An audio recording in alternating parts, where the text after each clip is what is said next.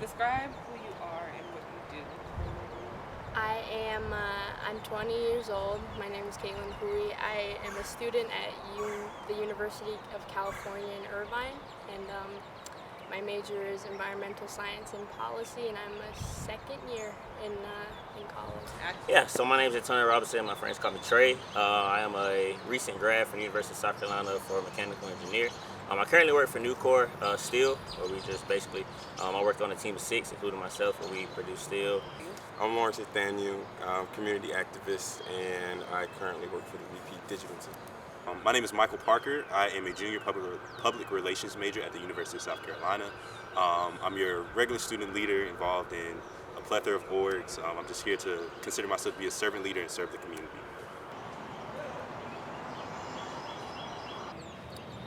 Equality. Equality is The immediate image that comes to mind is like a race, and we all start at the same starting line, right? That means I have equal access.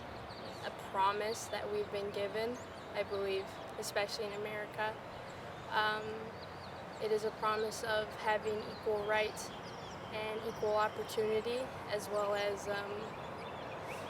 equal possibility to be what we want and to do what we want to do. If we speaking of Black lives, before we can get to the equality, we got to be liberated first. It's equal rights. I personally don't feel like equality is something that can be defined by a book, or even like just by definition is something that you kind of have to pursue.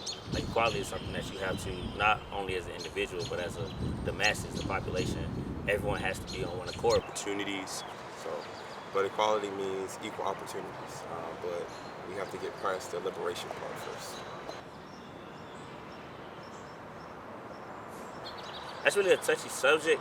An honest answer, there's have to be a tough discussion between the Asian American community and the Black community because we don't get along. The Black Lives Matter movement is essential, to say the least. It's not that Black Lives Matter is completely ignoring all other lives, and we can't get that twisted. It is Black lives especially matter right now due to the social injustice, and Asian lives as well. A lot of my Asian friends would post stuff about it, and posting is cool. It definitely brought awareness, but they wasn't supporting really the movements. Like they weren't out here marching when we were marching. They weren't screaming the same things we were screaming. It was more so of a hashtag and a trend when it should have been more of a lifestyle. We have to make sure that everyone is sitting at the table and have their open discussion conversation because a lot of people forgetting during the whole Black Lives movement, a lot of Asian Americans was against African Americans. We're kicking them out their shop, overcharging them. We had 3 issues here in Columbia with 3 primary Asian shops. Most of them are hair salons, nail salons, so forth and so on. So I really didn't experience racial injustice until I got to here at USC, University of South Carolina. So for example, AAAS, the Association of African American Students, is an organization here on campus, and we host a plethora of events throughout the year. But in particular, in this last spring, we held our end of the year cookout virtually, and essentially our cookout was hijacked by a group of white students who decided to come on camera in blackface, saying the N-word and having swastikas as like their background on Zoom and a plethora of other things. I mean, that was my real first time experiencing racial injustice. And yeah, it was very disturbing to say the least. I mean, all I remember is feeling like this sense of anger and frustration that I can't really say I've experienced, like I've felt before. But I have experienced, the occasional, you have small eyes, the little jests that they make and the jokes and it's not something that is enjoyable particularly. It's not enjoyable at all being the butt of somebody's joke. And, a lot of the time they explain to you, oh, it's just a joke, laugh it off, don't let it get to you, I hate that that happens and how they make fun. My eyes aren't even that small, but that's besides the point.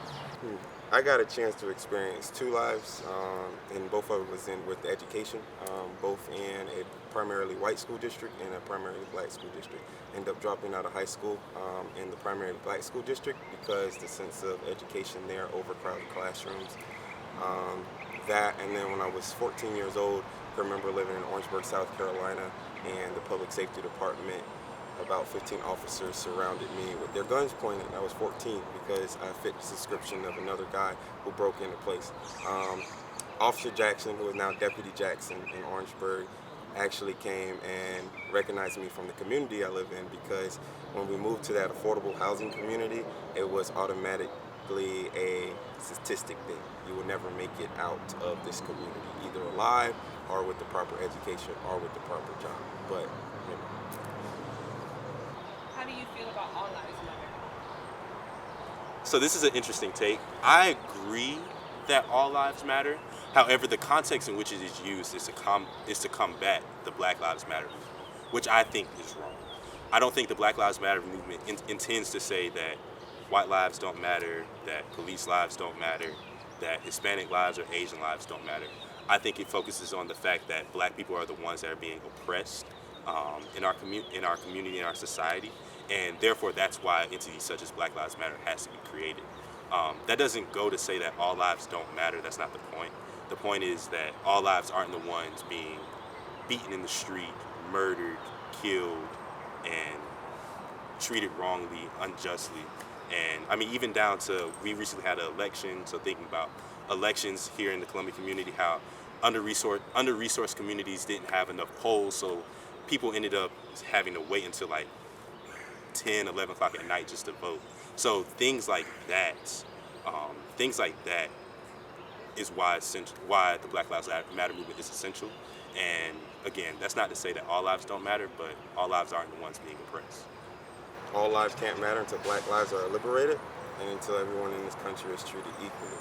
You only use all lives matter for a racist term now.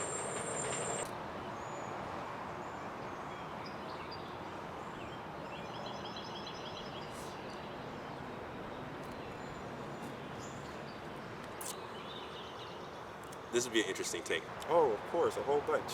I haven't ended a friend. Well, first of all, I will say that a lot of people within my immediate circle often share the same opinions as me. However, I will say that for the few people that I do know who have differing opinions, I didn't end the relationship with them because in part I feel as though in order for things to progress, relationships are necessary. There's no way that you can, it's impossible for our white counterparts to understand the things that we go through and our experiences if they don't have relationships with us. And so with that being said, I think it's kind of essential for us to do the hard work and the uncomfortable work of, even in having a different opinion, still having hard conversations and being friends and holding on to those relationships, because nothing changes. No one changes their heart free of their own will. Like it takes somebody having a relationship with them, having someone like imparting knowledge, wisdom, experience, and understanding to them, for them to kind of get that nudge of understanding, hey, I'm wrong inherently and I need to change. You should have seen 2020. I ain't got no more friends. Well, no more white friends from Could Lexington. you give an example? Let's see. Because of who I am now, because I'm a very outspoken person, there's a lot of white progressives who don't want to work with me because they don't understand liberation versus equality. So therefore they tend to step away because we want to fight for liberation and we don't want to just fight for equality right now. Can we get our steps up first before you get yours? So yeah, racism is there. Racism was weed from our white progressives inside the Black Lives Matter movement. That's the reason why a lot of movements across the United States is broken up today, is because we allow our white progressives to get inside of our movements, to break it up with the word equality instead of liberation. We have to be liberated first, and until they understand that, then yeah, we're gonna have our separate thoughts and our separate minds. And that's the reason why our black women are the way they are today, because they are trapped underneath white progressive feminism.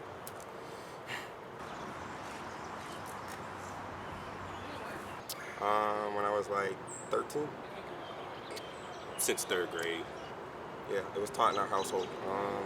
We had to learn how to, our tax system, our credit system, how to vote. My grandma always told us how hard they made it for her to vote. I think the last person my mother voted for was Bill Clinton in 1993. No, yeah, Bill Clinton. Yeah, that's the last person she ever voted for was Bill Clinton, his second term. And she did that in a way because they started making it harder for her to vote. The polling locations that was in the town that we lived in was actually, 7 miles away, and we didn't have a car at the time, so therefore she had to walk to get there. And my mom, she's a big woman. She's not walking nowhere past 7 miles. When my father had that conversation with me, I mean, early on, like I said, early on, there was this understanding that just because I am a black man, I'm automatically seen differently, that I automatically have to work 10 times, 100 times harder than my white counterparts. So yeah, since an early age, I understood the big picture. Liberation. We have to suck it up, and everybody have to start working together. It takes everyone to establish relationships to get the understanding and the knowledge and the experience in order to know how to move forward. But also, I think everyone needs to know their role as well. So, for example, I know that I am not the primary. In my circle of friends, in my circle of like influencers that I know I'm not the primary person to be leading like a movement around civil rights, right? But I know that I still have a part to play in it. So I might be the person who does the organization, like make sure everyone knows what their roles are, make sure everyone is where they need to be at a certain time. But I know that I'm not the person who needs to be heading that, right? So I think in that, everyone has to understand, okay, this is my niche, this is how I fit into this, and this is how I can benefit this movement. That means we cannot have our own nation. We cannot go back to Africa because Africa doesn't want us there. We have to build here at home.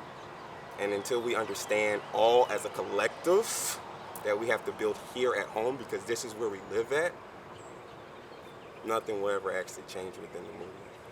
But we have to have that sense of unity first.